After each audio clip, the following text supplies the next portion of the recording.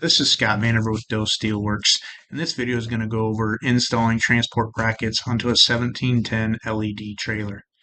In the kit that you've received, you should have a small bracket with 4 holes to designate that bracket. You'll have 2 of those. You'll also receive 2 of a tall, larger bracket and that has 2 holes in it to separate those 2 out. You'll then receive all the mounting hardware necessary to install the brackets and the clamps onto the trailer. You'll then receive 2 red-handled toggle clamps, 2 hooks for the toggle clamps to connect with. You also should have received a 21/64 drill bit and a 3/8 drill bit. The tools necessary to install this clamping system are a 1/2-inch wrench, a 9/16 wrench, a 9/16 socket, an impact driver, and a drill. First thing you're going to do is locate the seam on the decking of your trailer.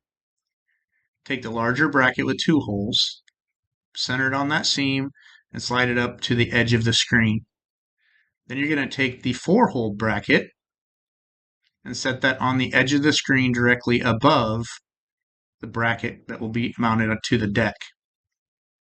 The clamp itself, the red handle clamp, will be attached to the bracket on the screen, and the hook, open and down, will be attached to the clamp that's mounted to the decking.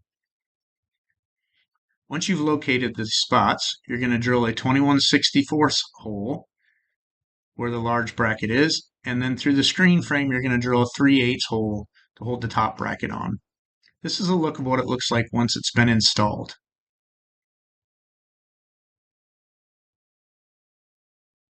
Once you've got it installed, you'll then close the clamp and use these nuts to make adjustments to the throw of the U-bolt so that it fits snugly.